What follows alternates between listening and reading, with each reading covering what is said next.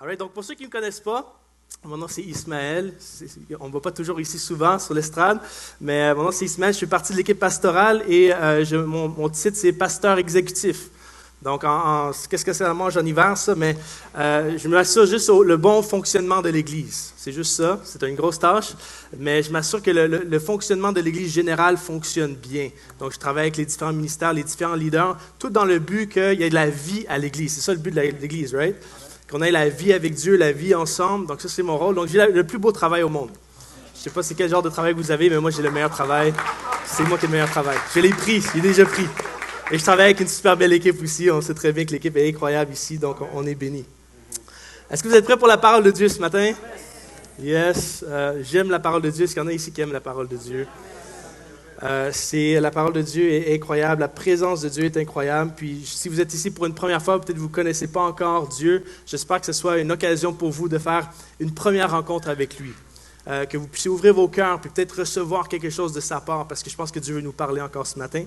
Et si ça fait longtemps que vous êtes chrétien, mais le message aussi est vraiment bon pour vous aussi. C'est pas pour votre voisin ce matin, c'est pour vous. Amen. All right? Dis à ton voisin, le message est pour moi ce matin.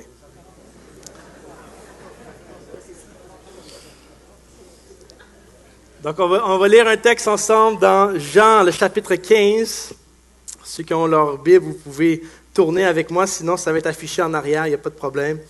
Donc, Jean chapitre 15, les versets 5 à 17. C'est un de mes passages préférés que j'ai choisi ce matin à partager avec vous. Le message de ce matin m'a vraiment travaillé toute la semaine. Vous savez, quand on prépare un message, on le prépare pour nous en premier. Moi, ça m'a béni et j'espère que ça va pouvoir vous bénir aussi. Alors, Jean 15, 5, 17, je vais le lire dans la version Nouvelle Bible français courant. Donc, moi, je suis la vigne, c'est Jésus qui parle. Moi, je suis la vigne, vous êtes les sarments. La personne qui demeure unie à moi et à qui je suis uni porte beaucoup de fruits, car sans moi, vous ne pouvez rien faire. La personne qui ne demeure pas unie à moi est jetée dehors comme un sarment et elle sèche. Les sarments secs, on les ramasse, on les jette au feu et ils brûlent. Si vous demeurez unis à moi et que mes paroles demeurent en vous, demandez ce que vous voulez et cela sera fait pour vous. Voici comment la gloire de mon Père se manifeste, quand vous portez beaucoup de fruits et que vous montrez ainsi mes disciples. Tout comme le Père m'a aimé, je vous ai aimé. Demeurez dans mon amour. Si vous obéissez à mes commandements, vous demeurez dans mon amour, tout comme j'ai obéi aux commandements de mon Père et que je demeure dans son amour. Je vous ai dit cela afin que ma joie soit en vous et que votre joie soit complète. Voici mon commandement, aimez-vous les uns les autres comme je vous ai aimé. Il n'y a pas de plus grand amour que de donner sa vie pour ses amis. Vous êtes mes amis si vous faites ce que je vous commande. Je ne vous appelle plus serviteur parce qu'un serviteur ne sait pas ce que fait son maître. Je vous appelle ami parce que je vous ai fait connaître tout ce que j'ai appris de mon Père. Ce n'est pas vous qui m'avez choisi, c'est moi qui vous ai choisi. Je vous ai donné une mission afin que vous alliez, que vous portiez du fruit et que votre fruit demeure. Alors le Père vous donnera tout ce que vous lui demanderez en mon nom. Ce que je vous commande donc, c'est de vous aimer les uns les autres. Amen? Wow! Ça, c'est un résumé de la Bible au complet, de l'Évangile. C'est incroyable. Dans un passage, il y a tellement des nourritures, tellement des principes, des vérités essentielles. Je n'aurai pas le temps de tout décortiquer ce passage-là, mais j'aimerais souligner certaines choses, quelque chose de très important au travers de ce passage-là. Vous savez, on est en février déjà. Le 16 février, donc l'année, ça fait un mois et demi que ça a commencé. Il y en a qui avaient peut-être des résolutions. Il y en a qui ont commencé en feu. Je ne sais pas si les priorités que vous avez mises en place au début de l'année, vous les tenez toujours. C'est un peu silencieux. C'est correct. Mais une des priorités qu'on a mis en tant qu'Église au début de l'année, on avait cette série qui s'appelait « Assoiffé ». Et le but de cette série-là, c'était vraiment que notre relation avec Dieu soit une priorité dans nos vies. Pour toute l'année, chaque jour, que notre relation avec Dieu soit une priorité. Et le texte qu'on vient de lire parle justement de ça, cette communion qu'on a avec Jésus, cette communion qu'on a avec Dieu et l'importance de faire de cette relation avec Dieu une priorité. Est-ce que ta relation avec Dieu est une priorité encore aujourd'hui, le 16 février? Ou est-ce que ça a commencé, puis où est-ce que tu en es rendu? Et le passage nous parle de plusieurs bienfaits. Ça parle ici de demeurer en son amour, demeurer en Jésus. Et ça nous parle de plusieurs bienfaits de demeurer, d'avoir une relation avec Dieu intime. Ça parle premièrement que lorsque tu as une relation avec Dieu, tu portes du fruit, du bon fruit. Ça veut dire que quand les gens sont proches de toi, ça goûte bon. Il y a quelque chose de bon qui sort de ta vie. Donc, ta relation intime dans le secret avec Dieu, ça finit par ressortir à l'extérieur, dans ton travail, dans ta famille, dans ta vie personnelle. Il y a quelque chose de bon qui sort de ça. C'est pas bon ça déjà? Deuxièmement, lorsque tu as une communion avec Dieu, ça glorifie Dieu. Parce que tu portes du fruit. Quand tu portes du fruit, tu glorifies Dieu. Est-ce qu'on existe pour glorifier Dieu ici? Oui. Tu glorifies Dieu. Et non seulement ça, ça dit que lorsque tu es en relation avec Dieu, ta joie est complète. C'est pas une bonne nouvelle, ça? Ta joie est complète. Vous savez qu'on est tous en quête de bonheur, de joie. On cherche tous à combler. Il y a comme une espèce de vide à l'intérieur de nous qu'on cherche à combler par toutes sortes de choses matérielles, relations, des substances, toutes sortes de choses. La clé est là. Jésus dit, soyez en moi, demeurez en moi et votre joie, ce que vous cherchez partout, c'est en moi que vous allez le trouver. Votre joie sera complète. Est-ce que c'est une bonne nouvelle jusqu'à date? Oui. Quoi d'autre que ça dit? Là aussi, ça c'est pas pire aussi. Ça dit, quand tu demeures en Jésus, tout ce que tu demandes au Père, il te l'accorde. C'est pas une bonne nouvelle ça? Quand tu demeures en Jésus, quand tu as une relation intime avec Dieu, quand tu grandis dans cette relation-là, tu es tellement proche du cœur de Dieu que tout ce que tu demandes est dans le cœur de Dieu et Dieu te l'accorde. Ça, c'est les bienfaits d'avoir une relation intime avec Jésus. Est-ce que c'est une bonne nouvelle ce matin? Est-ce qu'il y en a qui veulent une relation avec Dieu? Grandir dans cette relation avec Dieu? Come on! Moi, j'étais comme, wow, je veux plus. Et je vous garantis que si tout le monde fait un step de plus, au travers de la semaine, au travers de l'année, un pas de plus dans sa relation avec Dieu, ça va changer tellement de choses. Ça va changer ta vie, ça va changer ta vie familiale, ça va changer ton travail, ça va changer ta business, ça va changer la vie de l'Église, la louange ici à l'Église, l'impact qu'on aura dans le quartier, juste parce que chaque personne aura été un peu plus proche de Jésus. Moi, j'aimerais vous aider ce matin, je m'aider moi-même à pouvoir se rapprocher de Jésus ce matin. C'est ça le but de mon message. Comment est-ce qu'on peut se rapprocher dans notre relation avec Dieu? Parce que vous savez que la relation avec Dieu, c'est comme un oignon. Il y a différentes couches. Il y a toujours une couche à aller en profondeur. On ne peut pas juste rester à une couche. Il y a toujours une couche plus bas qu'on peut aller. C'est comme un oignon. Et j'aimerais qu'on puisse peler une couche puis aller un petit peu plus profond ensemble ce matin. Est-ce que vous êtes prêts? Amen. Attachez votre tuque. Première chose à comprendre lorsqu'on parle de demeurer en Jésus, demeurer en communion avec Dieu, c'est que la première vérité qui est essentielle, c'est que Dieu veut être en relation avec toi. Dieu veut, c'est son désir. Tu n'es pas en train de tordre son bras. Dieu veut être en communion avec toi. Ça, c'est important à saisir parce que des fois, on dirait que c'est toujours moi qui dois chercher. Non, Dieu veut être en communion avec toi. Comment est-ce que je sais ça? Parce qu'il a payé vraiment cher pour être en relation avec toi. Ça lui a coûté cher. Vous savez, il y a eu la Saint-Valentin, donc vendredi, il y en a-t-il qui ont fêté la Saint-Valentin? Quelques personnes, c'est bon.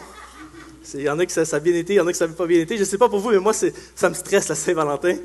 Il y a un petit stress qui vient en tant qu'homme là, de préparer les choses. Mais le pire, c'était quand j'étais un peu comme en fréquentation, mais pas encore clair avec mon épouse. Puis ça tombait qu'on avait la Saint-Valentin en ce moment-là.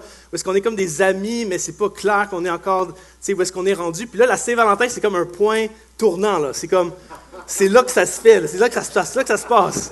C'est là que tu définis qu'est-ce que tu veux avec cette personne-là. Est-ce que tu veux aller plus loin? Est-ce que tu veux arrêter? Puis la Saint-Valentin, c'est vraiment un moment comme ça. Puis si avec mon épouse, à la Saint-Valentin, j'aurais acheté une barre Mars, puis je la ramenais au McDo. Ça veut dire soit deux choses. Soit que, j'ai pas de job en ce moment, puis j'ai vraiment pas d'argent, puis ça, c'est correct. Ou ça veut dire que, regarde, je t'aime bien, mais je suis pas prêt à aller plus loin avec toi. Tu sais, je ne suis pas prêt à investir encore trop d'argent parce que j'ai peur de gaspiller mon argent. L'argent est important. Puis je ne veux pas investir plein d'argent puis finalement ça ne marche pas. Donc je ne suis pas encore sûr où est-ce qu'on en est. Donc je n'investis pas trop encore sur toi. Mais si je j'amène ma femme au Portus 360, qui est un restaurant qui tourne en rond dans les airs à Montréal, dans le centre-ville, le menu est super cher et tout ça, puis je t'achète un collier en or, ça veut dire soit que j'ai une super bonne job, puis ça ne me coûte rien, ou que je suis vraiment all-in avec toi. Je suis prêt à m'investir à fond dans cette relation avec toi parce que je suis prêt. Je sais que ça vaut la peine. Je suis prêt à investir. Vous savez que le prix que Dieu a payé pour être en relation avec nous, c'est son Fils Jésus-Christ. Il est à la croix pour nous. Il l'a livré à la croix pour nous. Ça, c'est à quel point il veut être en relation. Tout ça pour nous réconcilier avec lui. Parce que le péché avait créé une séparation dans cette relation. Et pour nous réconcilier avec lui, il a dû payer le plus grand des prix.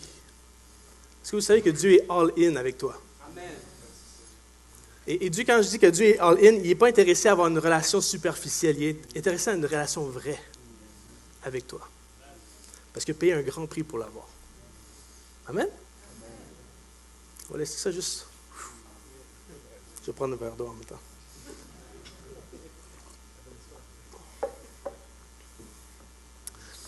Alors ça, c'est un des premiers principes. Il faut comprendre que Dieu veut être en relation avec nous parce qu'il a payé un grand prix pour l'être. Une autre chose qu'il faut comprendre et se poser comme question, c'est quel genre de relation est-ce que Dieu veut avec nous? Est-ce que vous avez déjà posé cette question-là? Quel genre de relation est-ce que Dieu veut avoir avec nous? C'est important, non? Parce qu'on s'entend qu'il existe toutes sortes de relations. Il y a les relations amicales, il y a les relations collègues de travail, relations familiales, relations avec ton voisin. C'est toutes des relations, on se voit, on se courtoie, mais il y a différents niveaux, il y a différents types de relations. Et c'est important d'identifier les relations pour savoir comment agir dans cette relation-là. Il y a une façon d'agir dans certaines relations que tu ne dois pas agir dans d'autres. Par exemple, si tu rentres au bureau lundi matin vers ton patron, puis tu commences à pleurer ta vie, puis tu commences à dire toute ta vie, qu'est-ce qui se passe, tu lui dévoiles ton cœur, puis tout ce qui va mal, puis tout ça, ça dépend de la relation que tu as avec ton patron, mais c'est peut-être pas la meilleure idée. Tu peux faire ça avec ton ami, mais peut-être pas avec ton patron, parce que avec ton patron, c'est une relation de travail. C'est pas une relation de counseling. OK? Donc, selon la relation, je sais comment agir en fonction de la relation. Donc, c'est important de savoir, Dieu, quel genre de relation est-ce que toi tu veux avoir avec moi? Et on va regarder encore une fois, on parle de l'oignon. On va parler de différents types de relations que Dieu cherche à avoir avec nous. Et j'espère que ça va peut-être nous éclairer sur comment on doit avoir cette relation avec Dieu. Vous êtes là? Donc, premièrement, la relation clé qu'on voit dans la Bible, lorsque tu ouvres la Bible, la première page, d'ailleurs, la première page de la Bible, le premier mot, ça dit Dieu créa. Et la première relation que Dieu veut avoir avec nous, c'est une relation entre créateur et création. Psaume 103 va dire « Reconnaissez que le Seigneur est Dieu, c'est lui qui nous a fait et nous sommes à lui. » D'autres versions vont dire « Nous lui appartenons. Il est notre berger, nous sommes son peuple. Il est le berger, nous sommes son troupeau. » Donc, première révélation clé de la Bible, c'est que Dieu est le créateur et nous sommes sa création. Et ça, c'est super important. Donc, il est le maître, je suis son serviteur. Il est mon berger, je suis sa brebis. Il est le roi et je suis un citoyen dans son royaume. Ça, c'est clé à comprendre. Puis pour plusieurs, c'est peut-être la première révélation qui t'amène à avoir une relation avec Dieu. C'est que tu prends la conscience que, hey, je ne suis pas ici par hasard. Je n'ai pas été juste jeté là, puis personne. Non, j'ai été créé, quelqu'un m'a créé, quelqu'un a pensé, a réfléchi avant de créer, et j'ai un but dans cette vie. Et là, c'est quand tu réalises ça, c'est comme, OK, il y a un créateur qui est là. Et là, il y a une relation qui commence à avoir. Premier niveau de relation, c'est création, créateur et création. Et là, cette relation-là est basée sur, wow, tu es mon créateur, mais je veux te servir, je veux t'honorer, je veux te respecter, je veux t'admirer, je veux t'élever parce que tu mérites l'adoration, parce que tu m'as créé. Ma vie ne m'appartient pas, je suis redevable de la façon que je vis ma vie. Parce que c'est toi qui m'as créé. Donc, je ne vis pas juste pour ma volonté, mais je veux vivre pour la tienne. Premier niveau de relation, créateur et création. Mais Dieu ne s'arrête pas là. Il ne veut pas juste avoir une relation où est-ce que lui est le maître, puis nous autres on est ses serviteurs, puis il est comme on doit juste essayer, puis l'adorer. On adore Dieu, il aime ça et tout ça, mais il veut à un niveau plus loin. Et l'autre niveau qu'on voit au travers de la Bible, c'est que Dieu veut aussi une relation père et enfant avec nous. Et ça, on va lire dans Matthieu 6,6. Jésus va dire, « Mais toi, lorsque tu veux prier, entre dans ta chambre à l'écart, ferme la porte pour prier ton Père qui est là, dans cet endroit secret, et ton Père qui voit ce que tu fais dans le secret te récompensera. » Alors Jésus débarque dans l'histoire, et alors que tout le monde, à peu près à ce moment-là, il voit Dieu comme juste le Créateur, comme le roi, Jésus vient dire, « Hey, c'est pas juste ton Créateur et ton roi, c'est aussi ton papa. » Puis là, tout le monde fait comme, « Wow! Mon papa? Mon Père? T'es sûr? » Et Jésus explique, il dit, oui, Jésus est venu pour révéler le Père, pour révéler le cœur de Dieu. Il dit, c'est un Père pour vous. Et là, ça change complètement la donne pour plusieurs personnes. Parce que c'est comme, OK, je ne suis pas juste un citoyen dans le royaume d'un roi, mais je suis un enfant dans la maison d'un Père. Le niveau d'accès, la relation est complètement différente. Complètement différente. D'un roi, je peux essayer de m'approcher, mais il y a toutes sortes de... Mais un Père, j'ai accès directement à lui. Je suis un enfant dans la maison de mon Père. Et j'aimerais préciser que quand je dis que Dieu est un Père, c'est un bon papa. Parce que malheureusement, beaucoup n'ont pas eu des belles expériences de papa dans leur vie. Et des fois, quand on dit que Dieu est un père, naturellement, on colle le père qu'on a vécu ou les modèles de père qu'on a vus, puis on le colle à Dieu. Et pour plusieurs d'entre vous, ce n'est pas une bonne nouvelle, ça. Quand je dis que Dieu est un père, c'est comme « Oh, je ne veux rien savoir de lui ». Alors que Dieu, quand on prend le temps d'étudier qui il est, c'est un bon père. C'est un père qui est présent, pas un père absent. C'est un père qui est capable de dire qu'il t'aime, pas un père qui est dans l'orgueil et qui ne veut rien dire. Il est capable de communiquer, capable d'exprimer son amour pour toi, il est capable de pourvoir à tes besoins. Il t'écoute. C'est un bon père. Un père qui t'aime inconditionnellement. C'est un gros mot qui veut dire que peu importe ce que tu fais, ça n'a pas rapport avec ta performance, il t'aime qui tu es parce que tu es son enfant. Ce n'est pas à propos de ce que tu as fait cette semaine, tu n'as pas fait cette semaine. Son amour pour toi ne change pas. Il t'aime parce que tu es son enfant. Point. Ça, c'est le type de père que Dieu est. Et ça, c'est toute une révélation. Et lorsque tu réalises que Dieu est ton père, tu es comme, ça veut dire que ce n'est pas juste adorer Dieu, mais je peux aussi venir à lui pour lui demander des choses. Je peux lui demander, je peux venir lui apporter mes soucis, je peux venir lui apporter mes besoins, je peux venir demander des choses à Dieu parce que c'est mon père. Souvent, la relation enfant-papa, c'est souvent l'enfant qui vient chercher quelque chose du père, right? Papa, j'ai besoin, papa, j'ai besoin, papa, j'ai besoin. On tire beaucoup, papa et enfant. Et ça, c'est important de saisir ça parce que ça va te libérer. Quand tu passes de la révélation que Dieu est juste ton créateur et là, tu réalises que Dieu est ton père aussi, ça change tout dans ta vie. Ça te libère. Plus besoin de vivre dans l'anxiété de « est-ce que je vais être abandonné? Est-ce que je suis aimé? Est-ce que je suis valorisé? Est-ce qu'on va me rejeter? » Non, tu es sécure dans l'amour de ton Père. Parce que tu sais que tu as de la valeur à ses yeux. Tu n'as plus besoin d'essayer de te prouver à l'extérieur. Tu sais que tu es approuvé par Dieu. Et ça, c'est une révélation, honnêtement. Moi, juste dans cette salle-là, il y a plein de couches à développer. Juste cette révélation-là que Dieu, comme Père, là, il y a tellement de couches à « wow, c'est incroyable, qu'est-ce que ça fait? » Moi, ça m'a libéré. J'étais quelqu'un, comme vous me connaissez, j'étais gêné, je n'aimais pas trop être avec les gens, j'étais inconfortable.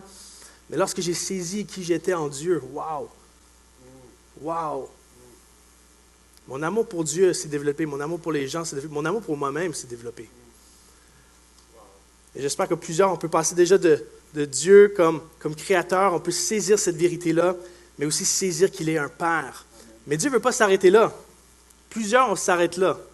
Donc, ça veut dire que ma relation avec Dieu, ça se limite à « j'adore Dieu parce que c'est mon roi, j'élève Dieu, je cherche à faire sa volonté, je viens à Dieu parce que je veux quelque chose, je viens parce que je veux apporter mes soucis, je viens parce que je veux plus de faveur, je viens parce que je veux le réveil, je veux voir des choses arriver, je veux voir des choses arriver dans ma vie. Donc, je viens prendre. Mais Dieu, la relation qu'il vit avec nous, ça n'arrête pas là, il y a un autre niveau. Et ça, c'est peut-être un niveau qu'on voit moins souvent, on entend moins souvent. Et ça, c'est le niveau qui m'a vraiment saisi cette semaine. Dieu veut pas juste être ton créateur, il veut pas juste être ton père, il veut être ton ami. Savais-tu que le Dieu, le créateur de l'univers, il veut une amitié avec toi? Une amitié avec toi.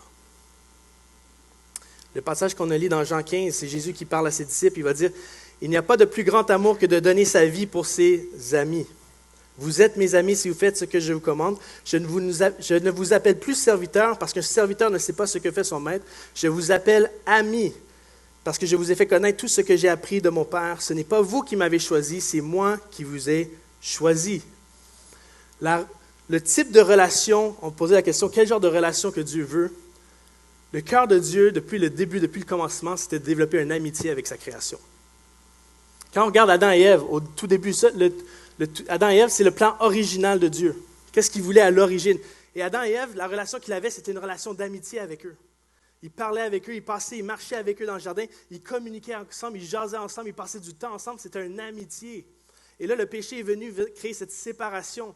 Et Jésus est venu pour restaurer, pour retrouver cette amitié avec nous.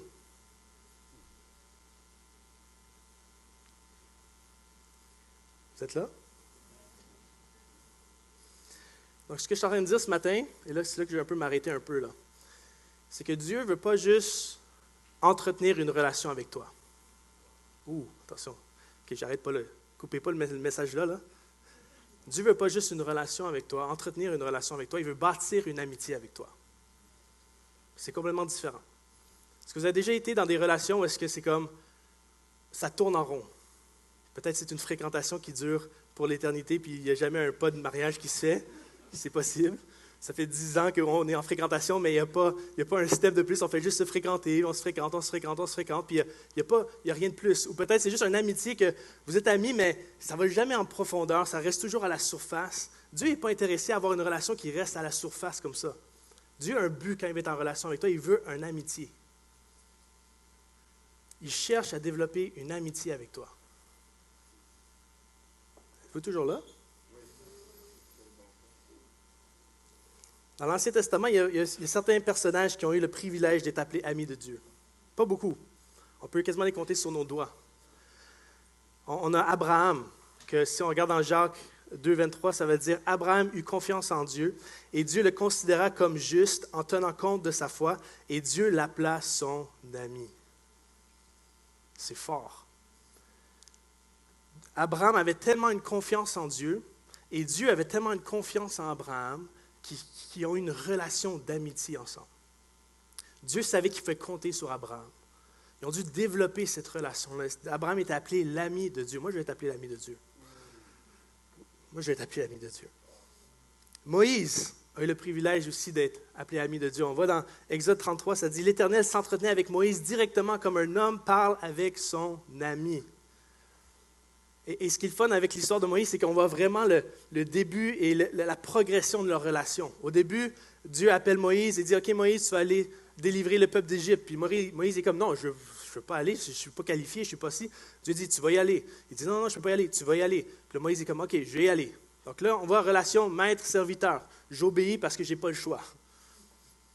Mais après, alors que la relation se développe, alors que Moïse obéit à Dieu, alors que Moïse fait confiance à Dieu et tout ça, une relation qui se développe jusqu'au point où est-ce que lorsque Dieu va délivrer le peuple d'Israël, ils sont dans le désert, et là, les Israélites, ils décident de faire un veau d'or.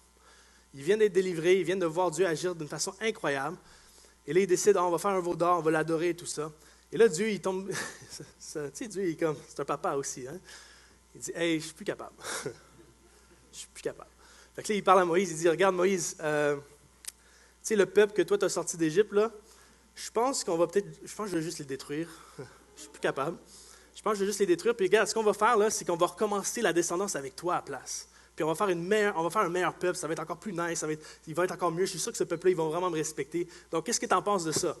Il shoot un peu l'idée à Moïse. Puis Moïse, il dit, Seigneur, regarde, je ne veux pas te manquer de respect, OK? Tu es Dieu. Mais je ne pense pas que c'est une bonne idée. Tu sais, premièrement, on va mettre les choses au clair, c'est ton peuple, c'est toi qui les as sortis d'Égypte. Okay? Juste être sûr, c'est pas moi. Moi, je voulais rien avoir là-dedans, c'est toi qui m'as forcé. All right? Donc, on va juste mettre les choses au clair, c'est ton peuple, c'est toi qui les as sortis d'Égypte, moi, j'ai rien à voir là-dedans. Ensuite, deuxièmement, mais tu avais fait une promesse à Abraham, tu te rappelles-tu que tu avais fait une promesse à Abraham que ça allait être de sa descendance que tu allais faire le peuple? Tu sais, tu avais montré des étoiles, le sable sur la terre, tu te rappelles-tu de ça? Tu peux pas juste recommencer une descendance avec moi, ça doit passer par Abraham. Rappelle-toi de ta promesse. Il dit, troisièmement, regarde, tu viens de sortir le peuple d'Israël d'Égypte. Tout le monde est comme, waouh, le Dieu d'Israël est incroyable. Et là, si tu les fais mourir dans le désert, qu'est-ce que les gens vont penser de toi? C'est pas très bon pour ta réputation. Je pense pas que c'est la meilleure idée. Et là, Dieu écoute, puis il fait, tu sais, Moïse, tu as raison. On continue. On continue. C'est fou! L'échange que Moïse avait, il y avait un accès à Dieu et Dieu prenait les idées de Moïse. Est-ce que Dieu voulait vraiment tuer? Je ne pense pas. Est-ce qu'il voulait détruire le peuple d'Israël? Non, je pense pas, mais il voulait juste avoir une conversation avec Moïse. Il shootait ses idées, Moïse lui donnait ses idées. Ça, c'est le genre de relation qui touche le cœur de Dieu. C'est ça qu'il veut avec nous. Une relation d'amitié. David avait ce genre de relation-là aussi avec Dieu. Alors que tout le monde attendait que Dieu donne des ordres, dise quoi faire et tout ça, David, lui, à un moment donné, il vient à Dieu, il dit, « Seigneur, ça me tente de te construire un temple. Qu'est-ce que tu en penses? » C'est venu du cœur de David, c'est pas Dieu qui a dit quoi faire. Il dit, « Seigneur, j'ai vraiment à cœur de te construire un temple. » Puis Dieu est comme, « Wow, c'est une bonne idée, ça. C'est peut-être pas toi qui vas le construire, mais je garde ton idée, je l'aime. » Ça, c'est le genre de relation à laquelle Dieu désire aspirer. Vous êtes là? Donc, comment devenir ami de Dieu? À quoi ça ressemble? On pourrait faire une série là-dessus, on pourrait faire des messages et des messages et des messages, mais J'ai eu à cœur juste certains points ensemble, ok, pour terminer. Premièrement, pour devenir ami de Dieu, il faut que tu répondes à son invitation. Okay? Quelqu'un qui veut être ami avec toi, tu dois répondre à cette invitation-là. Et ça, encore une fois, c'est de réaliser que Dieu veut, il aime, pas juste qu'il veut, mais qu'il aime être en relation avec toi. C'est différent. Il y en a que tu sais que tu dois être en relation avec eux, parce que tu dois. Puis il y a d'autres personnes que tu aimes être en relation avec eux. Non? Je suis tout seul là-dedans? Ok, désolé. D'autres personnes que tu aimes être en relation. J'aimerais te dire que Dieu aime être en relation avec toi. Il apprécie ça. J'aime en anglais parce qu'il y a la différence entre God loves you, mais pas juste God loves you, God likes you. Et pour moi, c'est deux choses différentes. Dieu t'apprécie. Il aime ta personnalité, il aime ta personne, il aime être avec toi. Et tu sais quoi? Il cogne à ta porte. C'est lui qui t'a choisi, c'est pas toi qui l'as choisi. Tu sais, il y a des amitiés où est-ce que la personne veut vraiment être ton ami, mais toi, tu n'es pas chaud, ça ne te tente pas trop, mais tu te forces à être un peu ami avec parce qu'elle veut tellement être ton ami. Mais j'aimerais ça te dire parce que c'est elle qui t'a choisi dans le fond, c'est pas toi qui l'as choisi, c'est elle. Mais avec Jésus, c'est lui qui te choisit. Il dit, toi, j'aimerais ça être ton ami. Pas juste une amitié, je veux être ton meilleur ami. Qu'est-ce que tu réponds à ça? Et j'aime le passage de Apocalypse 3:20 qui dit, écoute, je me tiens à la porte et je frappe. Et si quelqu'un entend ma voix et ouvre la porte, j'entrerai chez lui, je prendrai un repas avec lui et lui avec moi. Quand il frappe à la porte, c'est pas pour venir inspecter si ta maison est propre. C'est pas pour venir te dire qu'est-ce que tu fais pas bien, toutes ces affaires-là. Non, tout ce qu'il veut faire, c'est je vais venir manger avec toi. Est-ce que tu m'invites? Est-ce que tu t'ouvres la porte? Je vais juste passer du temps avec toi. Je vais prendre un repas avec toi. Et des fois, nous autres, on va faire la porte. Oh non, c'est Dieu, on peut pas le laisser rentrer dans tout ça, il y a tellement de choses. Hey, calme-toi, je veux juste manger avec toi. Est-ce qu'on peut manger ensemble? Alors, il faut répondre à cette invitation-là alors qu'il cogne. Il dit, hey, oui, tu me connais comme ton créateur. Oui, tu me connais ton père, mais là, je suis prêt. Est-ce qu'on est prêt à rentrer? Est-ce qu'on peut être des amis aussi?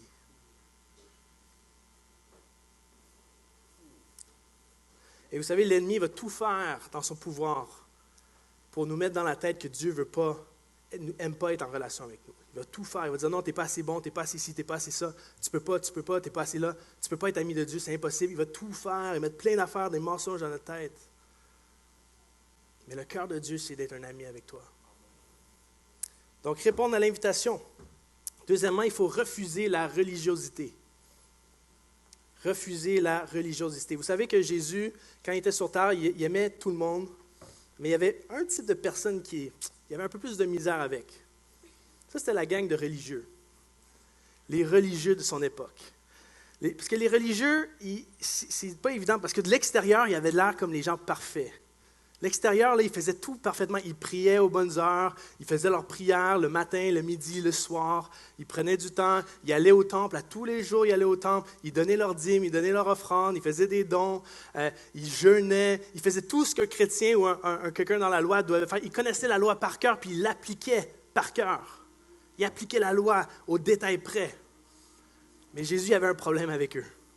C'est fou, non? Des gens qui sont zélés pour Dieu, en quelque sorte, mais ils ont tellement passé à côté. Parce que quand Jésus est venu, Jésus qui vient révéler le cœur de Dieu, ils n'ont même pas été capables de reconnaître Jésus.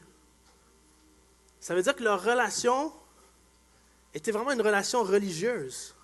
Ce n'était pas une relation de cœur. Ils n'ont pas saisi le cœur de Dieu. Ils faisaient juste des choses pour Dieu. Et là, quand Dieu arrive, ils ne le voient même pas, ils veulent le crucifier.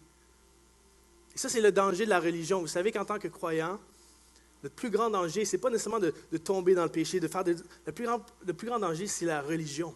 C'est de tomber dans la religiosité. Je fais les choses parce que je veux faire les choses, parce que je dois faire les choses, parce que je veux bien paraître, parce que ça, parce que ça, parce que ça. Et là, ton cœur se détache. Ton cœur se détache. Vous savez, c'est bon de prier, c'est bon de jeûner, c'est bon de donner, c'est bon de venir à l'Église, mais si ces choses-là ne viennent pas alimenter ta relation, si ça ne t'emmène pas en profondeur avec Dieu, il y a une question à se poser. Est-ce que je suis en train de vivre juste la religiosité? Refuser la religiosité. Je ne sais même pas si c'est un mot, by the way, mais... Oui, ok, merci. Ensuite, quand on veut refuser ça, ça veut dire aussi qu'il faut revoir la façon qu'on connecte avec Dieu. Vous savez, il y a beaucoup de monde, et moi-même aussi, ça a été comme ça très longtemps, c'est que j'essayais de connecter avec Dieu d'une façon que ça ne marchait juste pas. J'essayais de faire mes prières, j'essayais de lire mes 3-4 chapitres, puis j'essayais, puis on dirait qu'il n'y a rien qui se passait. Puis à un moment donné, après 1 an, 2 ans, 3 ans, à un moment donné, tu te poses des questions. Puis Dieu m'a juste dit, « Hey, tu sais que dans les amitiés, chaque ami est différent. Il y en a qui aiment faire du sport ensemble, il y en a qui aiment aller voir des films ensemble, il y en a qui aiment jaser ensemble, il y en a... Chaque amitié, chaque relation est différente. Et il faut que tu trouves la façon que toi, tu connectes avec Dieu. Et j'aimerais libérer certaines personnes ici qui, ils essaient de faire les choses pour Dieu puis d'entretenir, mais ça ne marche juste pas, puis ça fait des années. Il faut peut-être que tu revoies la façon que tu connectes avec Dieu. Peut-être. Je lance ça comme ça. Vous savez, pour moi, j'ai appris que j'aime connecter avec Dieu quand je vois la nature. Donc pendant l'hiver, c'est plus difficile pour moi, mais on y arrive pareil. J'aime être dans la nature puis connecter avec Dieu. Il y a quelque chose qui se passe quand je suis dans la nature. Je passe dans une autre dimension avec lui. J'aime prendre du temps à louer Dieu avec ma guitare. J'aime être avec ma guitare. Je prends ma guitare, je suis parti. Là. Je suis parti pendant des heures. J'aime connecter de cette façon-là. Il y a toutes sortes de façons que j'ai appris à connecter avec Dieu. J'aime lire les psaumes. Les psaumes viennent m'encourager, viennent me connecter, ça vient me parler. Et je trouve un plaisir à être dans sa présence. Est-ce que tu trouves un plaisir à être dans la présence de Dieu? Trouve la façon avec laquelle tu peux connecter avec Dieu et que ce soit un plaisir pour toi de le faire. Pas juste un devoir. Peut-être que c'est écrire une lettre, peut-être c'est écrire un poème, peut-être c'est écrire une chanson, je ne sais pas. Mais trouve une façon pour toi de connecter avec Dieu. Vous êtes là? Il y a des photos aussi sur la télévision, parce que c'est des photos de famille, des photos, tu sais, de toutes des mémoires et tout ça. Puis je regarde ça, puis quand je regarde ça, je suis comme, waouh, Dieu, tu as tellement été fidèle dans ma vie. Et je connecte avec Dieu de cette façon-là. Ça vient me toucher de voir comment j'étais quand j'avais 15 ans, 20 ans, puis là, aujourd'hui, juste voir les photos, ça vient me chercher, ça vient faire quelque chose. Trouve ta façon de connecter avec Dieu. Et autre chose, c'est d'arriver à connecter avec Dieu sans agenda. Est-ce que ça t'est déjà arrivé de faire ça? Tu connectes avec Dieu, tu prends du temps avec Dieu, mais tu n'as pas un agenda derrière. Tu n'es pas là pour recevoir quelque chose, tu n'es pas là pour plus d'onction, tu n'es pas là pour ton ministère, tu n'es pas là pour le réveil, tu n'es pas là pour ces choses-là. Tu prends juste un temps, Seigneur, je veux juste être là. Seigneur, je veux juste être l'objet de tes pensées, je veux juste être l'objet de ton amour, je veux juste t'admirer en ce moment. Ça change tout. Tu viens pas avec ta liste d'épicerie, tu fais juste dire, Seigneur, je suis là parce que je veux être là. Je suis là, toute mon attention en ce moment est sur toi. Et honnêtement, c'est pas facile parce qu'il y a plein de pensées qui viennent. Là, tu reviens. Non, Seigneur, c'est toi. Je veux juste prendre un temps avec toi. Et c'est fou qu'est-ce que ça peut faire ces moments-là, de silence. Vous savez que le silence, c'est aussi une discipline spirituelle. Juste de s'arrêter et de contempler Dieu. Et de laisser la liste d'épicerie de côté.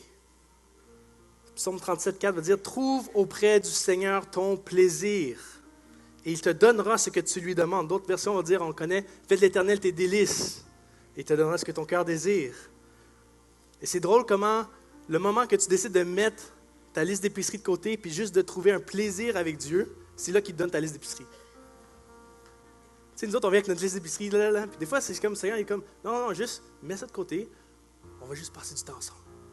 Puis la liste d'épicerie, je vais m'en occuper après. Et ça, je pense que c'est le cœur de Dieu ce matin pour nous. Il veut juste, est-ce qu'on peut passer du temps ensemble? Dernier point, comment devenir un ami de Dieu? Reconnaître sa présence à tout moment. Le Proverbe 3,5 va dire, de tout ton cœur, mets ta confiance dans le Seigneur, ne t'appuie pas sur ta propre intelligence, reconnais-le dans toutes tes voies. Toutes tes voies, est-ce qu'on peut dire toutes tes voies? Et c'est lui qui aplatira tes sentiers. Vous savez, pour moi, pendant longtemps, ma relation avec Dieu, ça se résumait à me prendre mon temps le matin avec lui. Je prenais une dévotion avec lui. Après ça, avant de souper, un mot de prière. Et avant de dormir, un mot de prière. Et venir à l'église, puis essayer de faire sa volonté. C'était pas mal ça, ma relation avec Dieu. Jusqu'au moment où est-ce que j'étais en dévotion avec lui le matin, puis là, c'est comme, je finis de prier. Puis dans mon esprit ou dans ma tête, c'est comme, OK, bye Seigneur, on se voit tantôt quand je vais prier pour le souper. Je ne l'ai pas dit à haute voix, mais c'est comme si, OK, mon temps avec Dieu est fini, maintenant je commence la vraie vie. Puis là, je suis comme, OK, j'allais au travail, je vais faire mes affaires, puis là, je reviens, puis là, quand c'est l'heure du souper, OK, là, on reconnecte. On remet le Wi-Fi, on reconnecte. Hey, Seigneur, merci pour cette journée, merci pour ça, là, là. Après ça, on passe la soirée, après ça, avant de dormir, hey, Seigneur, merci encore pour ce que tu fais, là, là. Et là, Dieu me repris un peu là-dessus. Il a dit, avant que je parte, le matin, quand j'avais fini, il dit, tu sais, Ismaël, il dit, je m'en viens avec toi au travail. Je suis comme, oh. Parce que moi, je dis comme, bye, Seigneur, on se voit tantôt. Il est comme, hey, tu sais que je m'en viens avec toi dans l'auto aussi. On va rouler ensemble jusqu'au travail. On va passer la journée au travail ensemble. Tu sais que je vais revenir avec toi quand tu vas au travail. Tu sais que je vais être là quand tu vas faire la vaisselle, quand tu vas préparer à manger, quand tu vas être avec ton enfant, quand tu vas être avec ta femme. Je vais être là tout le long. C'est pas juste bye-bye, c'est non, on continue, on vit ensemble. Je suis en toi. J'ai dit que j'allais jamais t'abandonner. J'ai dit que j'allais être toujours là avec toi. Comme, ouh! Puis là, à un moment donné, récemment cette semaine, justement, je suis dans mon temps de prière. Puis encore une fois, c'est venu. Seigneur, bye-bye, ça tente de jouer aux jeux vidéo. Okay? J'aime les jeux vidéo. Puis là, je suis comme, OK, Seigneur, je vais juste prendre le temps pour jouer aux jeux vidéo. On reprend ça tantôt. Puis là, Seigneur dit, tu sais que j'étais avec toi quand tu joues aux jeux vidéo? Tu sais que j'étais avec toi quand tu écoutes Netflix? Ouh! Je sais pas si on réaliserait ça. Peut-être que ça changerait un peu ce qu'on écouterait à la télé, non? Hey, je suis avec toi, c'est pas bye-bye, non, je suis là. Tu peux pas te débarrasser de moi, je suis là. Et ça m'a amené à réaliser qu'à tout moment dans la journée, je peux prendre des moments juste de dire, Seigneur, je suis là, Seigneur, merci. Puis juste d'être conscient, de reconnaître Dieu dans toutes mes voies, de reconnaître qu'il n'est pas juste là à l'église, il n'est pas juste là dans mon temps spirituel, il est là dans toutes mes voies. Quand je suis dans un meeting en business, il est là. Quand je suis en train de faire un exposé oral à l'école, il est là. À toutes les voies, il est là, il est présent. Et c'est possible d'avoir cette relation, de vivre sa présence. Reconnaître Dieu à tout moment de notre vie.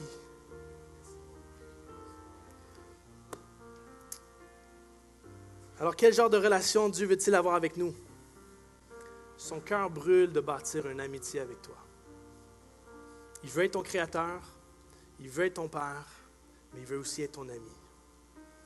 Est-ce que tu es un ami de Dieu? Est-ce que tu veux être un ami de Dieu? Tu peux répondre à cette invitation-là ce matin. Est-ce qu'on peut se lever ensemble?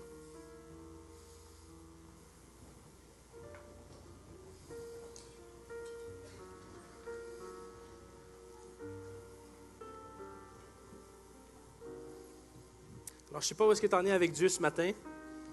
Peut-être que tu ne crois pas du tout en lui. Mais tout ce que je peux te dire ce matin, c'est qu'il cogne à ta porte. Il t'a créé. Il a un plan pour ta vie. Il t'aime. Il veut avoir une relation avec toi. Il veut te combler de sa joie. Et il cogne à la porte. Il dit, est-ce que tu veux recevoir cette invitation-là? Ce matin, dans ton cœur, tu peux prendre la décision. Tu peux dire, oui, je veux répondre à ça. Et il va y avoir un processus qui va commencer. Ce qui va commencer à changer ta vie. Peut-être ce matin, toi, tu vois juste Dieu comme vraiment un roi et un créateur. Et ça se limite à ça. Et c'est bien. C'est important d'avoir un respect, d'avoir une adoration, d'avoir une admiration à Dieu. Ça, c'est super important. Mais si ta relation avec Dieu se limite à ça, tu manques quelque chose. Parce que Dieu est aussi un père pour toi. Et tu peux aller à lui, tu peux venir à lui, tu peux lui ouvrir ton cœur, tu peux lui confier ce qui se passe, tu peux lui apporter tes soucis. Tu peux recevoir son amour. Il y a un autre niveau. Et si toi, tu vois Dieu comme ton créateur et ton père, mais tu ne l'as pas encore vu comme ami, c'est un autre niveau que tu peux rentrer dedans. Il y a une autre couche. Est-ce que tu es prêt à aller jusqu'à là? Alors, ce matin, j'aimerais qu'on mette en pratique. Seigneur, je suis juste content d'être dans ta présence. Je veux juste être là. Je mets mes circonstances de côté, je mets ma liste d'épicerie de côté. Je ne suis pas là pour un show, je ne suis pas là pour rien. Je veux juste apprendre à apprécier ta présence.